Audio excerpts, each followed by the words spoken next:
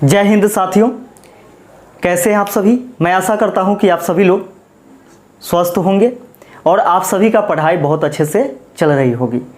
दोस्तों, मैं मुकेश कुमार आप सभी को अपने लर्निंग ऐप मैथ्स हंगामा में बहुत बहुत स्वागत करता हूं।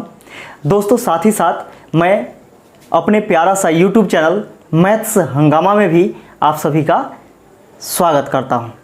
दोस्तों, मैं आज के इस वीडियो में नंबर सिस्टम के बारे में सिखलाने वाला हूं। दोस्तों, आप शुरू से लेकर के अंतिम तक वीडियो को देखेंगे तब जाकर के आपको समझ में आएगा नंबर सिस्टम ही क्यों जरूरी है। आप सुने होंगे कि पहले परसेंटेज से शुरू होता है क्लास या फिर रेशियो से शुरू होता है, लेकिन हम हमेशा नंबर सिस्टम से ही क्यों शुरू करते हैं। ऑफलाइन में भी हम नंबर सिस्टम से शुरू करते हैं, ऑनलाइन में भी हम नंबर सिस्टम से ही शुरू किए हैं। इसके पीछे बहुत बड़ा कारण है और वह कारण यह है कि बहुत सारे स्टूडेंट क्या होते हैं कि हमेशा पढ़ते रहते हैं लेकिन उनका मैथ कभी क्लियर नहीं हो पाता है। जितना वह बनाना चाहते हैं क्वेश्चन, उतना क्वेश्चन उनसे नहीं बन पाता है। तो इसका मुख्य कारण है, एक ही कारण है, जो कि सही से कॉन्सेप्ट को बिल्ड नहीं होना। दोस्तों, आपके अंदर कॉन्सेप्ट तब तक के नहीं आएगा जब तक कि हर एक चीज़ को, हर एक पहलू पर आप सही से नहीं पकड़ बनाएंगे। तो आपको पकड़ बनाने के लिए यह वीडियो शुरू से अंतिम तक जरूर देखना होगा। और जैसे जैसे हम वीडियो डालेंगे वैसे वैसे आप देखिएगा। आप विश्वास रखिए कि कुछ ही दिनों के बाद आपका मैथ इतना स्ट्रांग हो जाएगा कि आप विश्वास ही नहीं करेंगे कि आप कितना कमज़ोर थे और कितना आपका मैथ अच्छा हो गया। क्योंकि दोस्तों, हर चीज़ में इंतज़ार करना पड़ता है। दोस्तों, उस समय आप नहीं घबराएं जिस समय आप फर्स्ट क्लास में थे। याद कीजिए कि पहली क्लास में आप थे क्या, वहाँ पे आप एक बार 10वीं क्लास में गए थे क्या? नहीं, उसके लिए भी आपको 10 साल इंतज़ार करना पड़ा था। 12वीं क्लास के लिए आपको पूरे 12 साल का इंतज़ार करना पड़ा। 12वीं पास करने के बाद ही कंपटीशन क्षेत्र में आए। तो दोस्तों, यहाँ पे घबराने का ज़रूरत नहीं है। 6 से 8 महीना अच्छे से पढ़िए, आपका मैथ बहुत अच्छा हो जाएगा। यहाँ पे घबराने का बिल्कुल ज़रूरत नहीं है। और हाँ, अगर आपको लगे कि ये स्लो वीडियो है, यानी थोड़ा स्लो पढ़ाते हैं, क्योंकि हम स्लो पढ़ाते हैं और स्लो पढ़ाने का रीज़न है कि हर एक चीज़ को हम चाहते हैं कि आपके माइंड में उतार देने के लिए। ठीक है, फास्ट पढ़ाने के लिए तो हम पढ़ा ही सकते हैं, लेकिन ऐप या फिर यूट्यूब जो चैनल है यूट्यूब, वह आपको एक एल्गोरिदम वहाँ पे सेट किए हुए है, एक सेटिंग सेट किए हुए है कि वहाँ पे आप बढ़ा करके यानी स्पीड करके वीडियो को देख सकते हैं। तो कोई बात नहीं है। तो दोस्तों, आइए हम लोग शुरू करते हैं और इसमें देखते हैं नंबर सिस्टम के बारे में।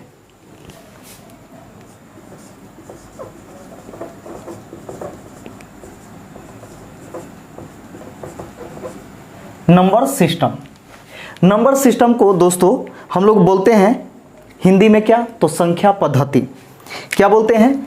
तो संख्या पद्धति बोलते हैं।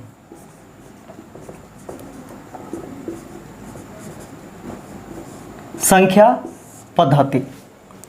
दोस्तों, यहां पे समझिएगा कि संख्या पद्धति आखिर यह है क्या।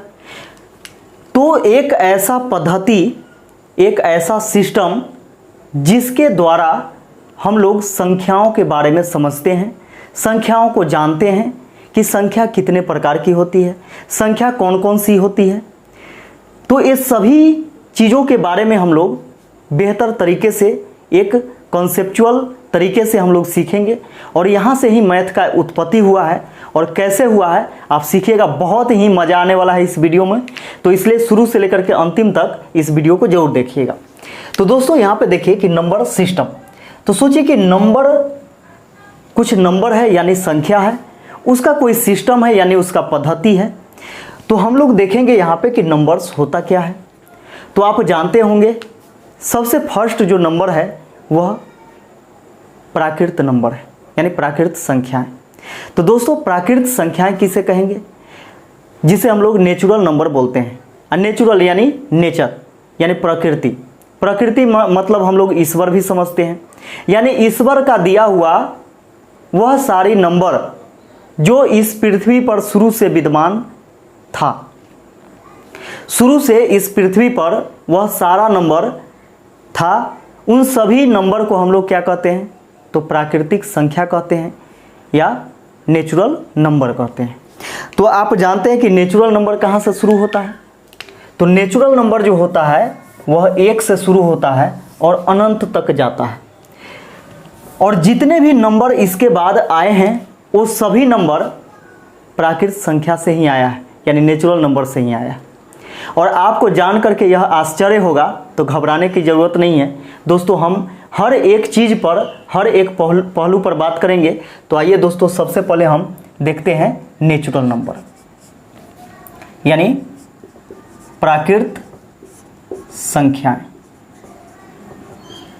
प्राकृत संख्याएं यानी नेचुरल नंबर।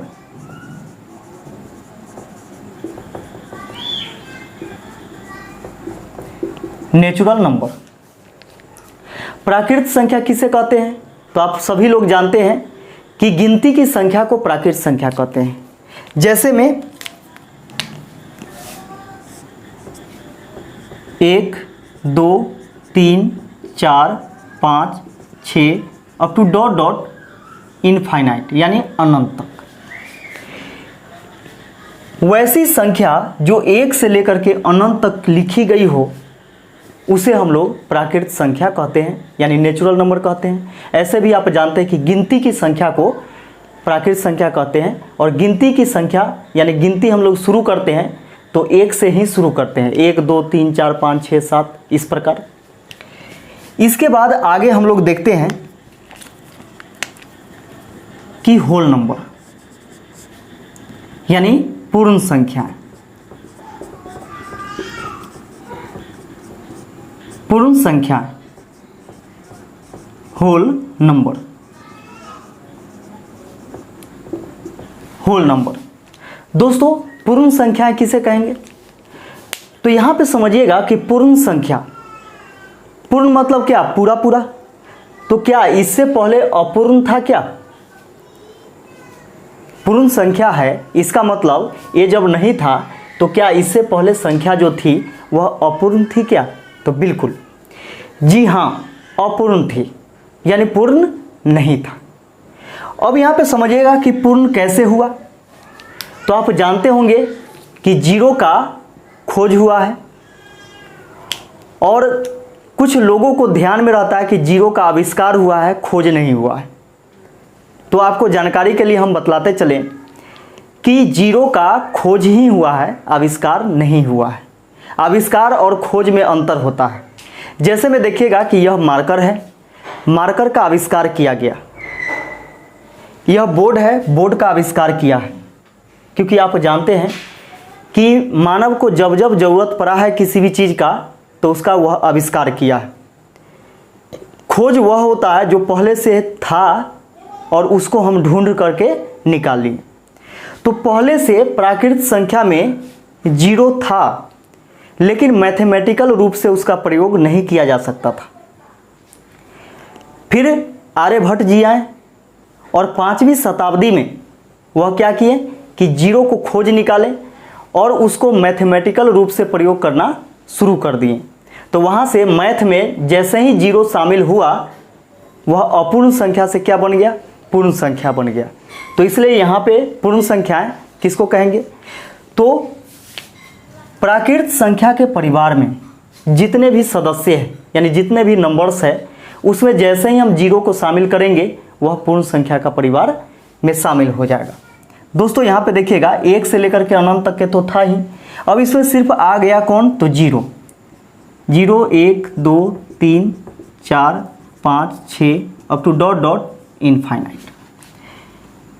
अब यहाँ पे समझिएगा कि प्राकृतिक संख्याएं पहले क्या था कि मैथमेटिकल रूप से संख्या तो था ही, लेकिन मैथमेटिकल रूप से 1 से लेकर के 9 तक के लिखा जाता था। इसका 10 लिखना तब संभव हुआ जब जीरो आया।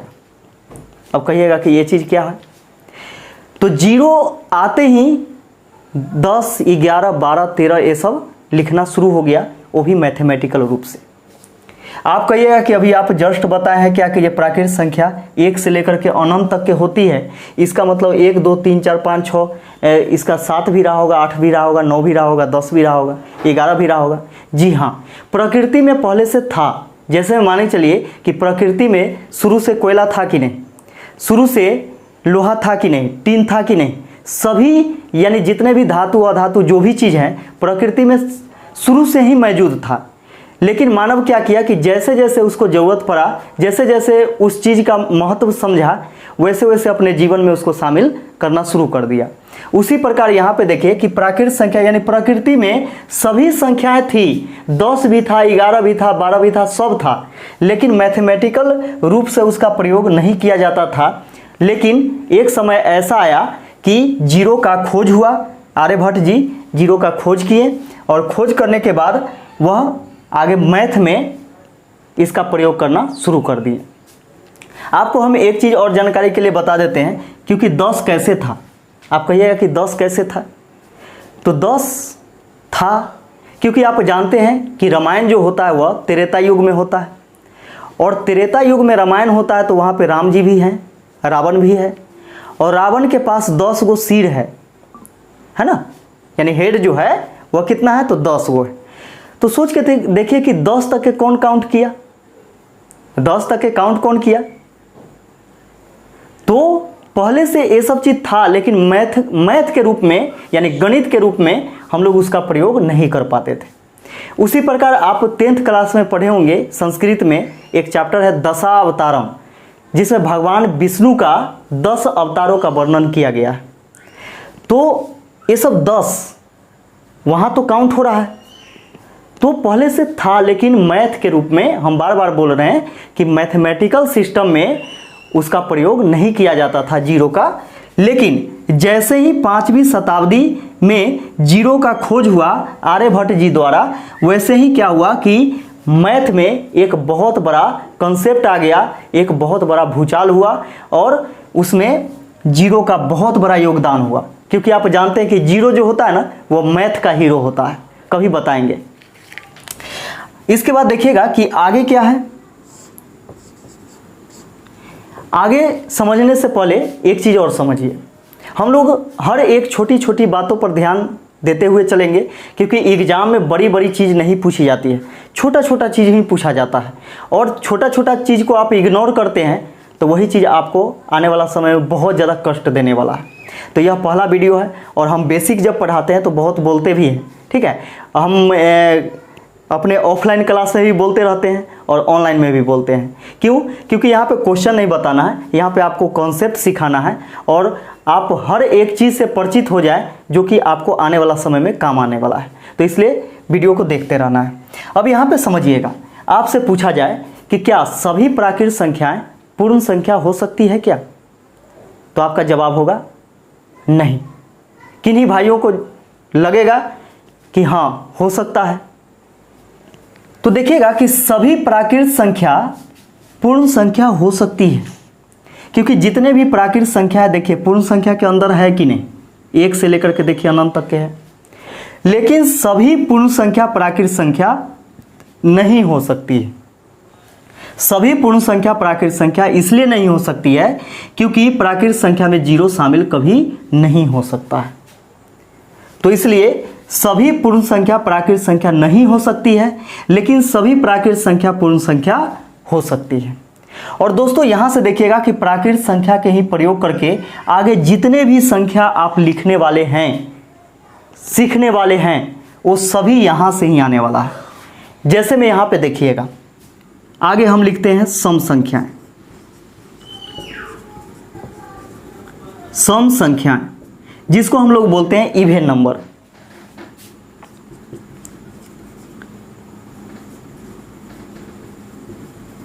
और इसका डिफिनीशन हम बोलते चलेंगे, आप वीडियो रोक करके देख भी सकते हैं, उसको लिख सकते हैं, नोट करते जाइएगा, लेकिन हम डिफिनीशन बोलते जाएंगे, लिखेंगे कम। अब यहाँ पे समझिएगा कि सम संख्या यानी इवन नंबर। सम संख्या किसको कहेंगे? तो सम संख्या वह संख्या होती है जो 2 से पूरा पूरा कट जाए, या फिर वैसी संख्या जो जिसका 2 से भाग लगे, हाँ वही हुआ सेम कंडीशन। यानी सम संख्या है वह संख्या जो 2 से पूरा पूरा कट जाए, यानी 2 से डिविजिबल हो। तो सबसे छोटी सम संख्या कौन? सबसे छोटी सम संख्या कौन? तो 2, क्योंकि 2 ही है जो कि 2 से कटेगा, इससे पहले तो कोई है नहीं।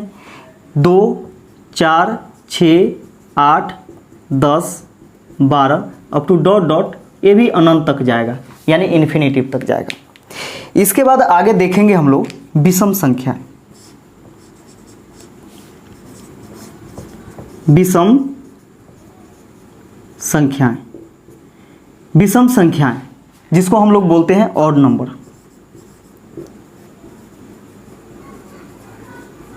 ऑड नंबर दोस्तों यहां पे देखिएगा कि विषम संख्या किसे कहेंगे? तो वैसी संख्या जो 2 से पूरा पूरा न कटे, या फिर वैसी संख्या जिसमें 2 से भाग देने के बाद हमेशा शेषफल 1 बचना चाहिए, वह संख्या विषम संख्या कहलाती है, यानी ऑड नंबर कहलाती है।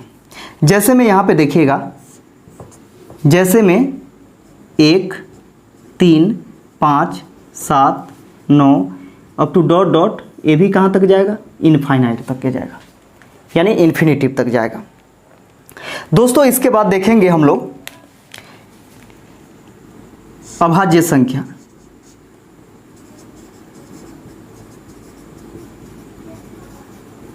अभाज्य संख्याएं, अभाज्य संख्याएं यानी प्राइम नंबर।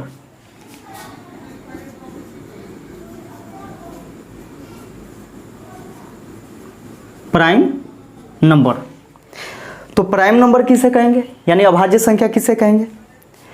तो इसका 2 डिफिनीशन है, इसका लिख लीजिए यहाँ पे। वैसी संख्या जो एक एवं स्वयं के अलावा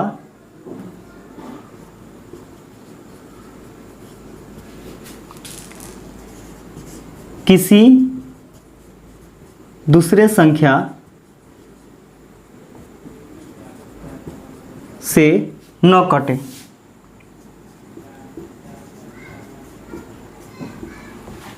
वैसी संख्या जो एक एवं स्वयं के अलावा, यानी एक से कटे या फिर खुद से कटे, उसके अलावा किसी दूसरे संख्या से नहीं कटना चाहिए। या फिर इसका दूसरा डिफिनीशन क्या है? वैसी संख्या, वैसी संख्या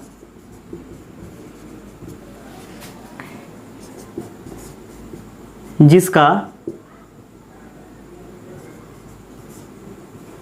सिर्फ व सिर्फ 2 गुणज हो या गुणनखंड हो।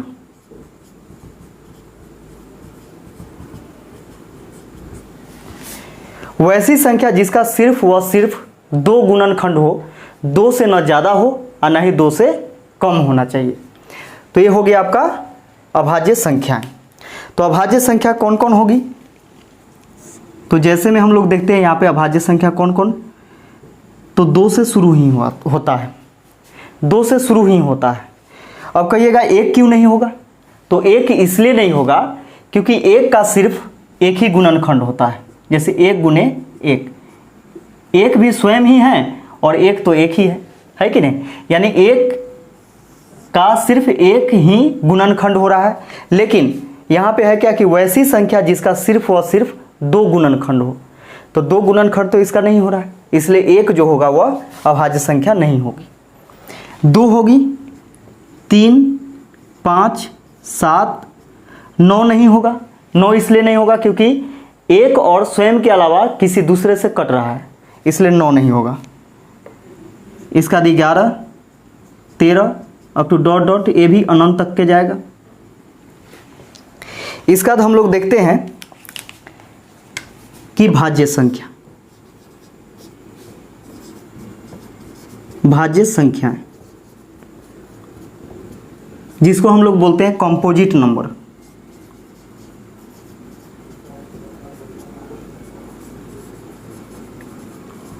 कंपोजिट नंबर दोस्तों यहाँ पे समझिएगा कि कंपोजिट नंबर किसे कहेंगे। तो यहाँ पे हम लोग देखेंगे पहला इसका डिफिनीशन।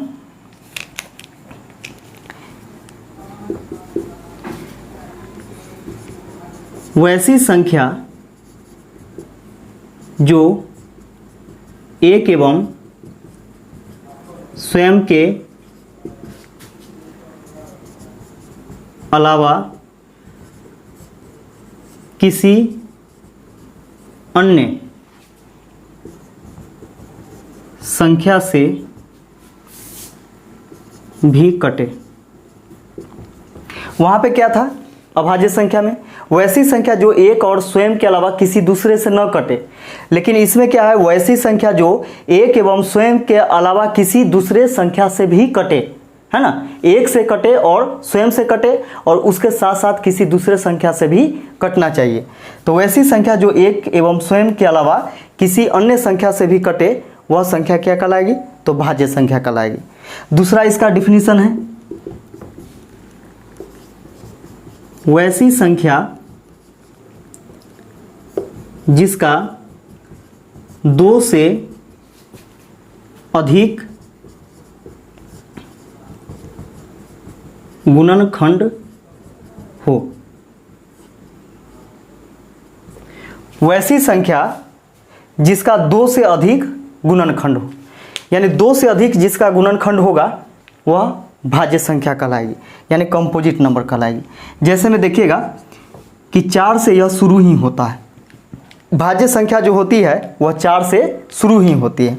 तो 4 हो गया, इसके बाद 6, इसके बाद 8, 9 भी होगा, up to dot dot infinite. अब यहाँ पे समझिएगा कि यह 4 से ही शुरू होता है। तो क्वेश्चन में पूछा जाता है कि सबसे छोटी भाज्य संख्या कौन है? तो सबसे छोटी भाज्य संख्या 4 है। और आपसे पूछेगा कि सबसे छोटी अभाज्य संख्या कौन है? तो 2 है। सबसे छोटी अभाज्य संख्या कौन है? तो 2 है। दोस्तों यहाँ पे समझिएगा, आपके जानकारी के लिए हम बता दें, यह कितना बार क्वेश्चन पूछा भी गया है। तो यहाँ से हम लोग लिखते हैं, साथ ही साथ लिखते भी चलते हैं कि कुछ संख्याओं के बीच, कुछ संख्याओं के बीच की अभाज्य संख्या,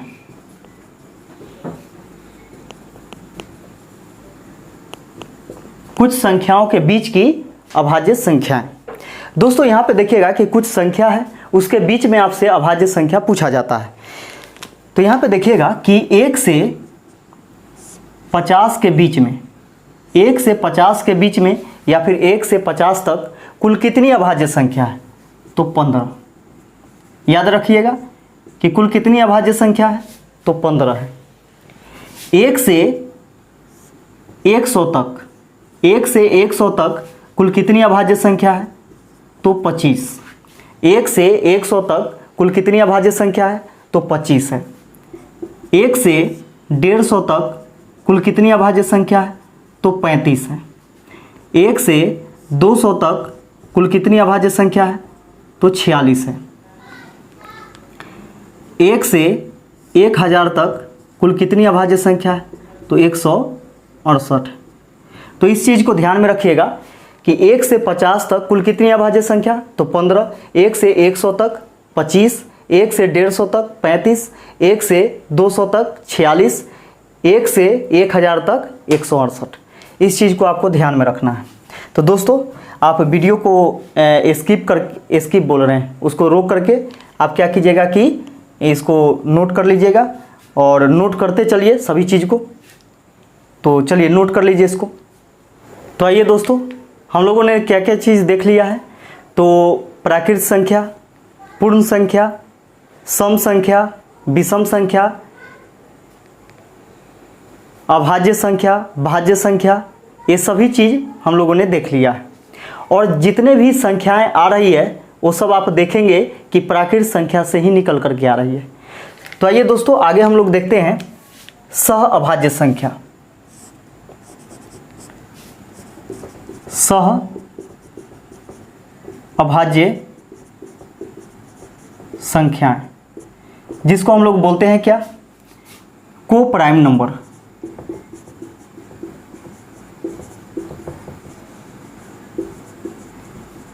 को प्राइम नंबर्स। दोस्तों यहां पे देखिएगा कि सह अभाज्य संख्या किसे कहेंगे। तो वैसी दो संख्या, इसका डिफिनीशन लिख लीजिए। वैसी दो संख्याएं जिनका HCF यानी मौसा, HCF यानी मौसा, या फिर HCF को दूसरे भाषा में GCD भी बोला जाता है। क्या बोला जाता है? GCD भी बोला जाता है। GCD। अब कहिएगा कि GCD क्या होता है? तो आपको पढ़ने के लिए मिला था 10th क्लास में। आपको हम याद दिला दें कि फर्स्ट चैप्टर ही है भाग एल्गोरिदम, यानी भाग लेमा के द्वारा हम लोग क्या करते हैं कि HCF वहाँ पे निकालते हैं। तो वहाँ पे जाइएगा, उसके थ्योरी में पढ़िएगा, तो वहाँ पे साफ साफ लिखा गया है कि GCD ज्ञात करें, यानी HCF का मतलब GCD भी होता है, यानी जनरल कॉमन डिवाइजर। तो दोस्तों वैसी संख्या जिसका HCF मौसा यानी GCD एक हो, क्या हो? तो एक हो, यानी वैसी दो संख्याएं जिनका HCF एक हो, वह सभी संख्याएं क्या कहलाएगी? तो सह अभाज्य संख्याएं कहलाएगी। जैसे में देखिएगा कि 4 और 5 का HCF निकालिएगा तो कितना आएगा? 1 आएगा। उसी प्रकार यहाँ पे देखेंगे कि 12 और 17 का HCF निकालिएगा, क्या आएगा? तो 1 आएगा। 5 और 7 का HCF निकालिएगा तो क्या आएगा? तो 1 आएगा। इन सभी का HCF 1 आएगा।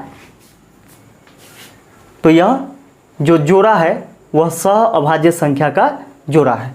तो कभी कभी क्वेश्चन डायरेक्ट भी पूछे जाते हैं कि इनमें से कौन सह अभाज्य है या फिर कौन सह अभाज्य नहीं है। तो दोस्तों आपके पास डिफिनीशन रहेगा, आपको पता रहेगा, तब तो आप जवाब दे पाइएगा। इसलिए हम बोल रहे हैं कि हर एक छोटी छोटी बिंदु पर हम लोग क्या करेंगे कि जिक्र करेंगे, चर्चा करेंगे और वहाँ से उसको समझते हुए चलेंगे। दोस्तों आइए हम लोग देखते हैं आगे। अगला टॉपिक है जुड़वा अभाज्य संख्या।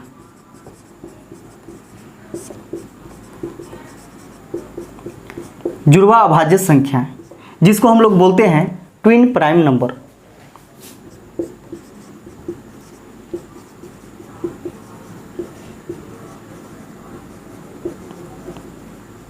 Twin prime numbers. दोस्तों यहां पे देखिएगा कि ट्विन प्राइम नंबर्स होता क्या है। तो ट्विन प्राइम नंबर्स जो होता है वैसी दो अभाज्य संख्याएं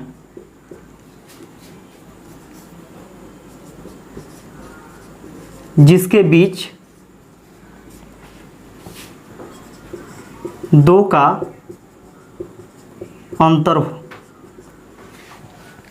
वैसी दो अभाज्य संख्याएं जिनके बीच दो का अंतर हो, वे सभी संख्याएं जुड़वा अभाज्य संख्याएं कही जाएंगी। दोस्तों यहां पे देखिएगा कि इसका पहला एग्जाम्पल हम लोग देखते हैं 5 और 7। 5 और 7 जो है यह क्या है? दोनों अभाज्य संख्या है और दोनों के बीच में देखिए तो अंतर कितना का है, यानी जो डिफरेंट है वह कितना का है? 2 का है। इसके बाद हम लिखते हैं 11 और 13। 11 और 13। 11 और 13 के बीच में कितना का अंतर है? तो दोनों के बीच में भी 2 का अंतर है और दोनों क्या है? तो अभाज्य संख्या है। यानी वैसी दो अभाज्य संख्याएं जिनके बीच 2 का अंतर हो तो यह जुड़वा अभाज्य संख्या कहलाती है, यानी ट्विन प्राइम नंबर कहलाती है। तो देखिएगा यहाँ पे इस प्रकार की संख्याएं जो होगी वह ट्विन प्राइम नंबर कही जाएंगी। अब दोस्तों आगे हम लोग देखते हैं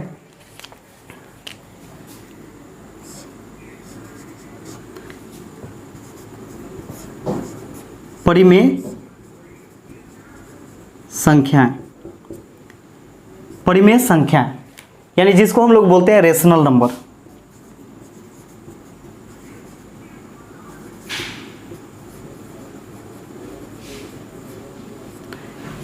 रेशनल नंबर, तो इसका डिफिनीशन क्या होता है आप सभी को पता है।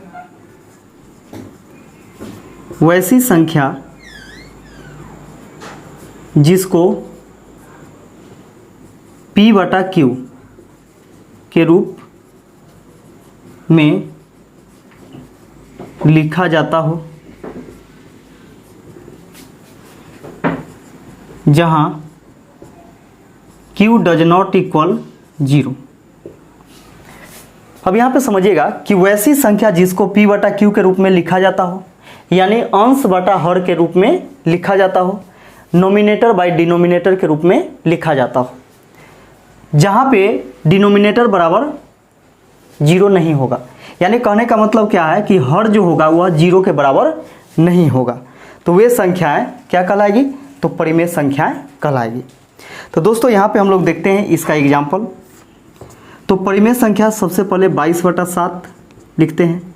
इसके बाद देखिएगा कि 5, क्या यह परिमेय संख्या है, तो जी बिल्कुल परिमेय संख्या इसलिए है क्योंकि हम लोग जानते हैं कि बटा में कुछ भी नहीं तो 1 होता है, तो 5/1 लिख सकते हैं ना, 5 को हम 5/1 लिख सकते हैं। तो देखिए P/Q के रूप में हुआ कि नहीं, और Q डज नॉट इक्वल 0 यानी नीचे 0 नहीं होना चाहिए, 0 के अलावा तो कुछ भी होगा, तो बटा में हम 1 लिख करके इसको परिमेय संख्या के रूप में इसको लिख सकते हैं।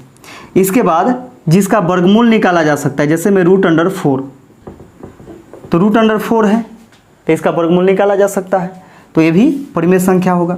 जिसका घनमूल निकाला जा सकता है, तो दोस्तों यहाँ पे देखिएगा कि √8 एक करनी के पावर 3 यानी 8 का घनमूल निकाला जा सकता है, तो जिसका वर्गमूल निकाला जा सकता है, जिसका घनमूल निकाला जा सकता है, वो सभी क्या है, तो परिमेय संख्या है। इसके बाद 3.4, तो 3.4 है, 3.42 लिख लीजिए। तो इसको भी हम क्या करेंगे कि दशमलव हटा करके बटा के रूप में लिख सकते हैं, तो ये भी आपका क्या हो जाएगा, तो परिमेय संख्या हो जाएगा। तो परिमेय संख्याएं इस प्रकार की होती है, यानी जिसे P/Q के रूप में लिखा जाता है। आगे हम लोग देखेंगे अपरिमेय संख्याएं। अपरिमेय संख्याएं,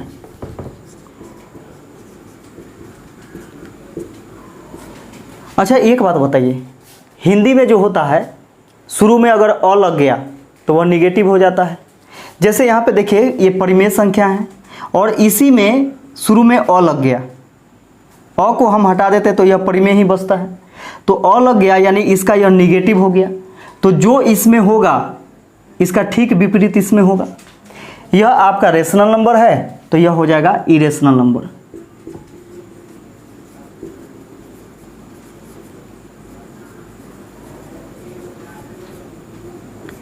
इरेशनल नंबर। दोस्तों यहाँ पे देखिएगा कि अपरिमेय संख्या किसे कहेंगे, तो इसमें क्या था कि वैसी संख्या जिसको P/Q के रूप में लिखा जाता हो, जिसे P/Q के रूप में लिखा जा सकता हो जहाँ पे Q डज नॉट इक्वल 0। लेकिन यहाँ पे क्या होगा, जिसे P/Q के रूप में नहीं लिखा जाता हो, ठीक इसका विपरीत होगा। तो वैसी संख्या जिसको P/Q के रूप में नहीं लिखा जा सके, वैसी संख्या जिसको P/Q के रूप में नहीं लिखा जा सके। दोस्तों जैसे में हम लोग देखेंगे यहाँ पे, जैसे में पाई क्या है, अपरिमेय है। तो बहुत सारे स्टूडेंट को कन्फ्यूजन रहता है कि सर एक चीज़ बताइए कि 22/7 वो तो पाई का मान ही होता है, तो पाई का मान अगर 22/7 होता है तो 22/7 परिमेय है, तो पाई अपरिमेय कैसे होगा। तो आप जानते होंगे कि 22/7 हम लोग मान लेकर के उसको उसका वैल्यू निकालते हैं। लेकिन जो पाई का मान होता है वह एक्यूरेट वैल्यू नहीं होता है, वह अप्रॉक्स में लेकर के बनाया जाता है ताकि हम आंसर तक पहुंच सकें, यानी नज़दीकी वैल्यू लेकर के बनाया जाता है। यानी पाई का मान एक्यूरेट में 22/7 नहीं होती है, यानी यह अप्रोक्स में होता है। तो समझिएगा कि पाई का मान अभी तक के सिद्ध नहीं हुआ है, यानी पाई का मान एक्यूरेट कितना होगा अभी तक नहीं निकाला जा सका है। तो जिसका मान नहीं निकाला जा सकता है वह आपका अपरिमेय होगा, यानी जिसको P/Q के रूप में नहीं लिख सकते हैं। तो पाई को P/Q के रूप में नहीं लिख सकते हैं, तो यह क्या है, अपरिमेय है। जबकि 22/7 को हम इसलिए लिख सकते हैं क्योंकि यह पाई का मान एक्यूरेट नहीं होता है, ठीक है। तो यह परिमेय संख्या है। अब यहाँ से कन्फ्यूजन क्लियर हुआ। अब यहाँ देखिएगा कि पाई आपका अपरिमेय हो गया। अब यहाँ पे हम लोग देखते हैं कि 3 लिख देते हैं, 3/0, क्या यह अपरिमेय होगा? तो जी बिल्कुल होगा। यह इसलिए अपरिमेय होगा क्योंकि आप जानते हैं कि परिमेय के बटा में, यानी परिमेय संख्या के P/Q जो होता है, तो Q डज नॉट इक्वल 0। इसका मतलब क्या है कि हर में 0 नहीं हो सकता है, लेकिन इसमें जो नहीं हो सकता है इसमें तो हो सकता है क्योंकि इसी का निगेटिव है। तो इसमें बटा में 0 हम लिख सकते हैं, यानी 3/0 लिखेंगे तो यह क्या हो जाएगा, अपरिमेय हो जाएगा। जो परिमेय नहीं होगा वो सभी अपरिमेय होगा। इसके बाद देखिएगा जिसका वर्गमूल नहीं निकाला जा सकता है, तो 5 का वर्गमूल नहीं निकाला जा सकता है, तो यह अपरिमेय होगा। जिसका घनमूल नहीं निकाला जा सकता है वो सभी अपरिमेय होगा। तो मान के चलिए कि 10 का घनमूल नहीं निकाल सकते हैं, तो यह क्या होगा, अपरिमेय होगा। इसके बाद देखिएगा 0.333 या 3.333 अप टू डॉट इस प्रकार है ETC, तो इसको भी हम P/Q के रूप में नहीं लिख सकते हैं, और जिसको नहीं लिख सकते हैं वह आपका अपरिमेय होगा। तो ये चीज़ समझ में आ गया होगा। तो देखिए सह अभाज्य संख्या, जुड़वाभाज्य संख्या, परिमेय संख्या है, अपरिमेय संख्या है, ये सभी चीज़ आपको समझ में आ गया है। इसको आप नोट कर लीजिए। दोस्तों आप सभी लोग सीख चुके हैं प्राकृत संख्या के बारे में, पूर्ण संख्या के बारे में, सम संख्या, विषम संख्या, अभाज्य संख्या, भाज्य संख्या, सह अभाज्य संख्या, इसके बाद जुड़वाभाज्य संख्या, परिमेय संख्या, अपरिमेय संख्या, ये सभी संख्या के बारे में आप लोग समझ चुके हैं। तो दोस्तों यहाँ पे देखिएगा नंबर्स के बारे में हम लोग जानते हैं। नंबर्स यानी संख्याएं। संख्याएं, तो संख्याएं मेनली 2 ही प्रकार के होती है। संख्या जो होती है वह 2 ही प्रकार के होती है। अब कहिएगा कि 2 ही प्रकार के होती है तो उतना सारा संख्या क्या लिख पाए हैं आप? तो सभी संख्या जो है इन्हीं संख्या का हिस्सा है, तो वो सभी चीज़ आपको जानना जरूरी था। अब यहाँ पे देखिएगा कि संख्या यानी नंबर्स। दोस्तों आप जानते होंगे कि 1 से लेकर के 9 तक और एक 0, यानी 0 से लेकर के 9 तक का ही प्रयोग करके आज तक के जितना भी संख्या बना है ना वो सब उतना ही है। और सही मानिए तो मैथ आपका इतना ही में है। जैसे मैं आपका मोबाइल नंबर, न जाने इस विश्व में कितना मोबाइल नंबर होगा, और 0 से लेकर के 9 तक का ही प्रयोग करके सब में बना है। उससे अलग है तो हमको कमेंट ज़रूर कीजिएगा। अगर 0 से लेकर के 9 के अलावा भी कोई नंबर आता है आपके मोबाइल नंबर में, चाहे दुनिया के किसी का भी मोबाइल नंबर हो, उसमें अगर आता है तो हमें ज़रूर बताइएगा। तो दोस्तों सोचिए कि इतना विश्व में इतना सारा मोबाइल है, इतना गाड़ी का नंबर है, इतना सारा लॉक है, तो सोच के देखिए कि इतना ही में पूरा आदमी कंफ्यूज है, और जिसको हम पकड़ाते हैं नंबर उसी के यहाँ पकड़ता है, इधर उधर नहीं होता है। लेकिन नंबर इधर उधर हो जाता है तो कहीं और पकड़ लेता है। तो आइए हम लोग यहाँ पे समझते हैं नंबर्स के बारे में, यानी संख्याएं के बारे में। संख्याएं 2 ही प्रकार की होती हैं। कौन कौन? तो देखिए, एक होती है वास्तविक संख्या और दूसरी होती है अवास्तविक संख्या।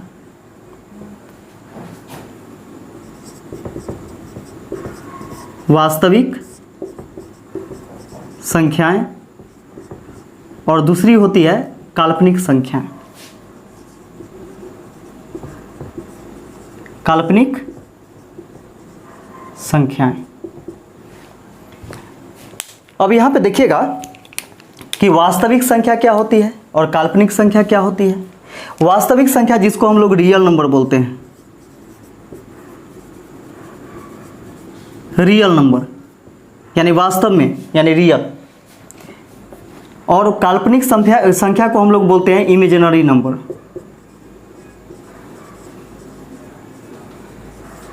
Imaginary number, imaginary number.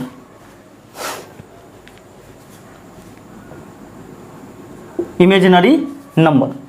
दोस्तों यहाँ पे देखिएगा कि वास्तविक संख्या किसे कहेंगे, तो वास्तविक संख्या जो होती है, इस पृथ्वी पर जितने भी नंबर्स हैं यानी जितने भी संख्या है वो सभी आपका वास्तविक संख्या यानी रियल नंबर है। तो इस पृथ्वी पर तो आप जानते हैं कि परिमेय संख्या भी है और अपरिमेय संख्या भी है। तो जी हाँ दोस्तों, परिमेय संख्या और अपरिमेय संख्या दोनों के सम्मिलित रूप को क्या बोलते हैं, तो वास्तविक संख्या बोलते हैं। आप लिखते भी जाइएगा, आप वीडियो को रोक करके मेरा आवाज़ सुन करके आप नोट कर लीजिएगा कि वास्तविक संख्या वैसी संख्या होती है जो परिमेय संख्या और अपरिमेय संख्या दोनों से मिला करके लिखी जाती है, या फिर वैसी संख्या जिसे हम संख्या रेखा पर दर्शाते हैं, वैसी संख्या जिसको हम लोग संख्या रेखा पर दर्शाते हैं। तो संख्या रेखा पर जितने भी संख्या है, वो परिमेय संख्या हो अपरिमेय संख्या हो, सभी संख्याएं नंबर्स लाइन पे आ जाता है। जैसे में आप जानते हैं कि नंबर लाइन्स में क्या होता है कि बीच में जीरो होता है, जीरो के दाहिने तरफ क्या होता है तो पॉजिटिव होता है, जीरो के बाएं तरफ क्या होता है यानी लेफ्ट साइड नेगेटिव होता है। तो इसके राइट साइड में देखिएगा +1 +2 +3 +4 up to dot dot plus infinite. Right side में क्या होता है तो प्लस वाला होता है, लेफ्ट साइड में क्या होता है तो माइनस वाला होता है, -1 -2 -3 -4 up to dot dot minus infinite. अब जीरो के इस साइड जो संख्या है, इस तरफ की संख्या, इसको हम लोग बोलते हैं ऋणात्मक पूर्णांक। ऋणात्मक पूर्णांक यानी निगेटिव इंटीजर।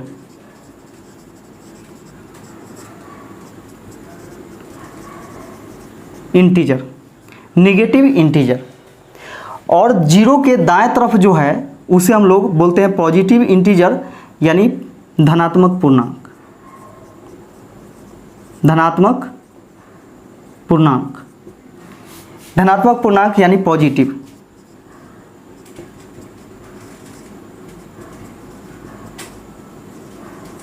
इंटीजर, धनात्मक पूर्णांक यानी पॉजिटिव इंटीजर, ये जीरो के दाहिने तरफ का हो गया। अब बात यहाँ पे आती है कि जीरो क्या है यानी शून्य क्या है। तो शून्य जो होती है वह न तो धनात्मक होती है न ही ऋणात्मक। यहाँ पे लिखिएगा न तो धनात्मक यानी पॉजिटिव और न ही ऋणात्मक यानी निगेटिव। न तो धनात्मक और न ही ऋणात्मक, न तो सम और न ही विषम। यानी शून्य जो है न तो धनात्मक है न ही ऋणात्मक है, न तो सम है न ही विषम है, न तो भाज्य संख्या और न ही अभाज्य। न तो भाज्य संख्या और न ही अभाज्य। यानी जीरो जो है सिर्फ पूर्णांक है यानी यह एक उदासीन है। यह जो संख्या है यह एक उदासीन संख्या है यानी सिर्फ पूर्णांक है यानी इंटीजर है। तो जितने भी संख्या रेखा पर संख्या है वो सभी संख्या क्या कहलाती है तो रियल नंबर यानी वास्तविक संख्या कहलाती है। यानी इस धरती पर जितने भी संख्या है वो सभी संख्या वास्तविक संख्या यानी रियल नंबर कहे जाएंगे। अब दोस्तों यहाँ पे बात आती है कि काल्पनिक संख्या क्या होगा। अब धरती पर तो कुछ बचा नहीं, जितना भी था वो सब तो यहाँ पे वास्तविक संख्या यानी रियल नंबर हो गया। तो इस धरती पर अब कोई संख्या है नहीं, तो अब काल्पनिक संख्या किसे कहेंगे यानी इमेजिनरी नंबर किसे कहेंगे। तो आप जानते हैं कि काल्पनिक संख्या यानी इमेजिनरी नंबर, तो इमेजिनरी नंबर यानी इमेजिन से बना है। हम लोग इमेजिन करते हैं यानी कल्पना करते हैं कि अगर ऐसा होता तो कैसा होता। जैसे मान के चलिए कि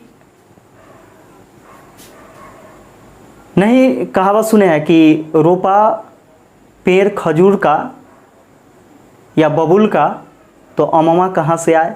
यानी कहने का मतलब क्या है कि जिस चीज़ का आप पेड़ रोपिएगा उसी का न फल होगा। आप कहिएगा कि आम के पेड़ पर कटहल फड़ जाए तो ये तो कल्पना मात्र है, हकीकत में तो होगा नहीं। तो उसी प्रकार यहाँ पे देखिएगा कि काल्पनिक संख्या कुछ ऐसा ही संख्या होता है जो होता कुछ नहीं है, वास्तव में कुछ नहीं होता है, यानी रियल में कुछ भी नहीं होता है। कल्पना में हम लोग इसको सोचते हैं कि ऐसा होता तो क्या होता। तो यह जो कल्पना करता है वह कौन करता है, तो वैज्ञानिक लोग करते हैं। जैसे मान के चलिए कि हम लोग क्या करते हैं कि जो नंबर है जो किताब में लिखा गया है उसी चीज़ को हम लोग पढ़ते हैं, सीखते हैं। लेकिन वैज्ञानिक लोग क्या करते हैं, जो है जो बन गया उसको नहीं देखते हैं, वो नया चीज़ खोजने का प्रयास करते हैं, अगर ऐसा होता तो क्या होता। और वैज्ञानिक का ही देन है जो कि आप नया नया चीज़ का आविष्कार देखते हैं। तो वैज्ञानिक के ही दिमाग में ये सब चीज़ आता है। और जितने भी आम लोग हैं पढ़ने लिखने वाले, सोचने वाले, वो सभी बस इतना ही में यानी रियल नंबर में ही उलझा करके रह जाते हैं। इसके बारे में तो सोचने का दूर का ही बात है, इसको तो हटा ही दीजिए। तो यह वह लोग सोचते हैं जो इस पृथ्वी पर नया करना चाहते हैं। यानी काल्पनिक संख्याएं कुछ इसी प्रकार का है। जैसे में कोई वैज्ञानिक यह सोचते हैं कि अगर रूट के अंदर कोई चीज़ माइनस में होता तो क्या होता। ऐसे आप लोग जानते हैं कि रूट के अंदर कोई भी चीज़ माइनस में होता नहीं है। हाँ, रूट के बाहर अगर निकलता है कोई भी चीज़ तो प्लस माइनस दोनों में होता है, लेकिन रूट के अंदर किसी भी चीज़ को आप नेगेटिव नहीं लिख सकते हैं, यानी इसके अंदर माइनस में कोई भी चीज़ नहीं होता है। तो फिर भी हम यहाँ पे लिखें कि अगर रूट के अंदर माइनस में आई के जगह कुछ भी है, -5, -7, -10, यानी रूट के अंदर कोई संख्या माइनस में होता तो क्या होता। तो ये सभी यानी कल्पना मात्र जो संख्या है जो कि होता कुछ नहीं है, ये सभी संख्या क्या है, तो काल्पनिक संख्या यानी इमेजिनरी नंबर है। तो आई होप कि आप सभी लोगों को समझ में आया होगा, और समझ में आया होगा तो बस इसी प्रकार आप लोग प्यार दुलार बनाते रहे और इसी प्रकार हम वीडियो आपको देते रहेंगे, आपके सामने लाते रहेंगे। और यह कैसा वीडियो लगा अपना ओपिनियन ज़रूर दीजिएगा। इस वीडियो को देखने के लिए आप सभी को बहुत बहुत धन्यवाद।